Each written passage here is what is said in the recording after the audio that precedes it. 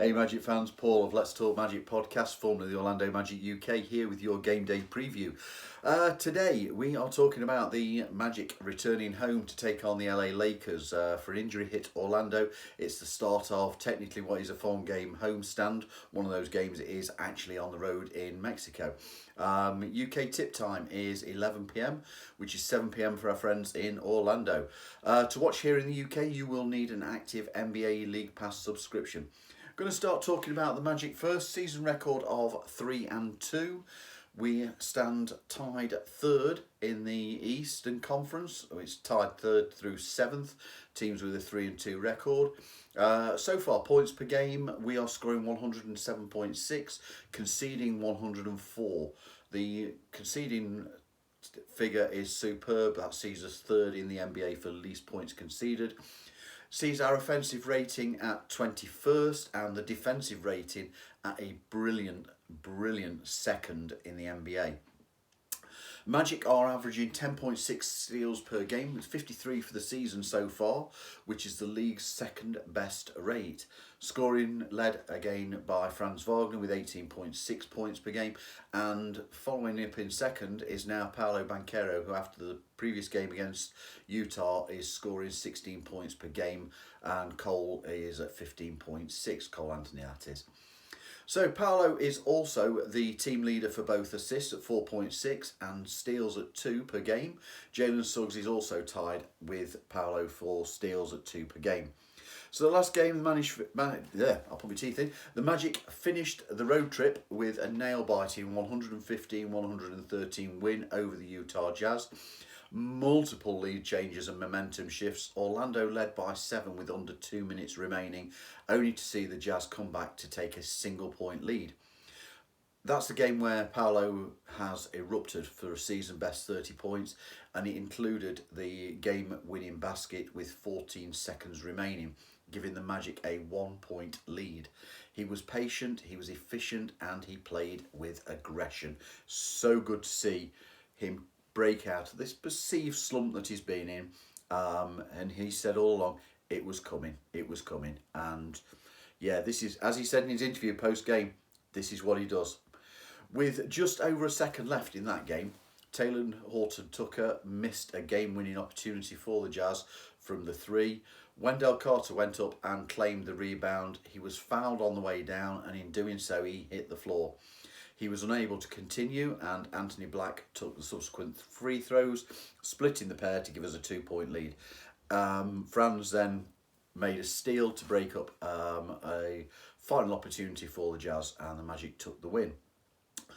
In that game, Anthony Black actually saw his first heavy minutes with Markelle Fultz being out.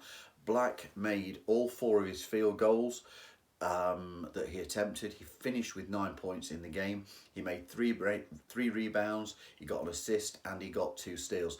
An interesting stat line, and one that no teenager has ever recorded, that stat line or better, in 15 minutes or less played. Shows that the guy has the ability to have an impact in this league.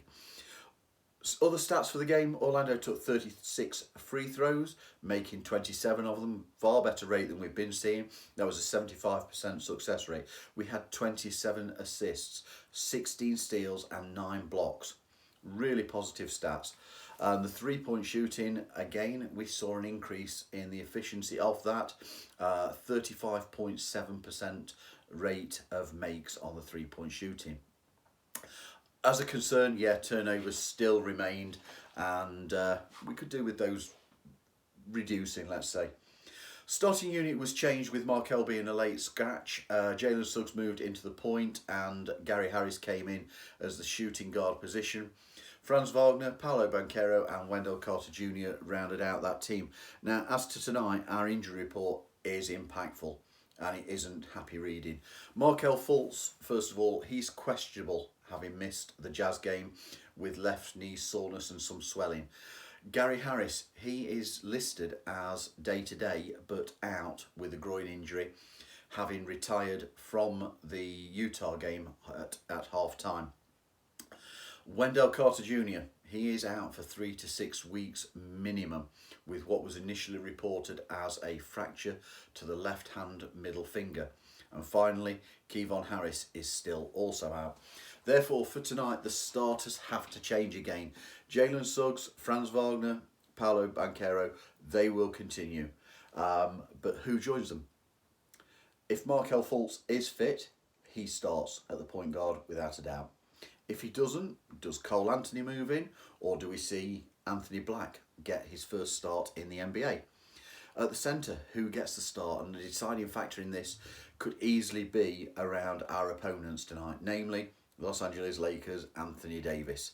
The three options are Mo Wagner, Goga Bitadze, or switching Jonathan Isaac to the centre role. The Davis matchup, I think, personally, is either better suited to Bitadze or Isaac with their rebounding and defensive abilities. Harris's absence may see opportunities throughout the night for perhaps Jet Howard to make his NBA impact, let's hope so, or to see some Chuma Okeke minutes. As to the Lakers, they are also on a 3-2 record, standing tied 5th in the West. Their tie is 5th through 7th on teams that have a 3-2 record. Scoring 114 points per game, conceding 114.8. Offensive rating of 18th, defensive of 12th. This is a team with a focus, as we said in the previous preview, on scoring from inside the arc and drawing in the free throw. A lot of shot creation is by individual movement and not via the assist. 3-point shooting has been somewhat of an issue for this team. They take 32.4 per game, make 9.8, which is rating them 28th in the league with 30% made. This team values the ball. They are top 10 in the fewest turnovers per game. They do force opponent turnovers through ball pressure and are effective at making steals. So far this season, they have made, as a team, 34 block shots in 5 games, of which Anthony Davis is leading in the league with 15 of those. Last time out, Lakers last played on Wednesday, taking down the LA Clippers 125-130 in an overtime win. Team leading 35 points and 11 rebounds for a double-double for LeBron James, supplemented also by 7 assists. Anthony Davis, 27 points, 10 rebounds, another double-double. D'Angelo Russell, he logged 27 points and 6 assists. Strong scoring from 3 of their starting unit. And Austin Reeves also had good numbers. The starting unit was D'Angelo Russell, Austin Reeves, LeBron James, Cam Reddish and Anthony Davis. They only used 3 players from the bench: Jackson Hayes, Christian Wood and Max Christie. Starting unit all played in excess of 36 minutes. LeBron James logged 42 minutes and Anthony Davis a massive 47. So tonight, their injury report is, as we said, extensive and impactful. Jared Vanderbilt, Rui Hashimura, Gabe Vincent and Jalen Hood-Schifalo are all out. Taurean Prince is questionable. He's probable on a day-to-day issue. Coach Darwin Ham will again be reliant upon his starting unit playing big minutes. If available, I guess that we'll see Taurean Prince returning to the starting lineup. If not, Cam Reddish will remain alongside D'Angelo Russell, Austin Reeves, LeBron James and Anthony Davis. Those final 4 have all started all 5 games for the Lakers this season. Head-to-head, yes, in Lakers' favour. 69 regular season games, they've won 46 and we've got 23. Lakers have now won 7 straight meetings, having beaten us earlier in the week. Swept the series last season 2-0, as they have done the last 3 seasons. Our last win over the Purple and Gold came in January 2020. Our last home court victory was November the 17th, 2018, on the back of 36 points from Vooch and 22 from DJ Augustin. As to tonight, it's far from easy for a Magic team hit with significant injuries.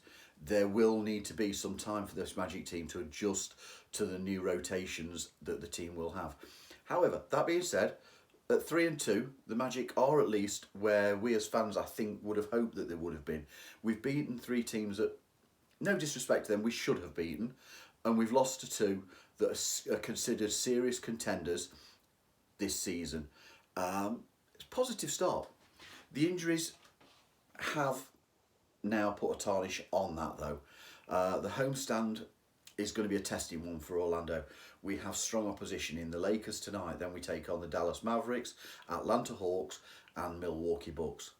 That's made no easier by the players that we have now out and absent. The thing that we do know is that this Magic squad does not lack self-belief. They can thrive in adversity. We saw that last season through the injury issues that we've had. And they are used to, as a result, covering for injury. So fingers crossed we can get a win tonight, and there's no reason that we can't compete hard with this Lakers team. If you've enjoyed this preview, please give it a thumbs up and go Magic. Let's get that W.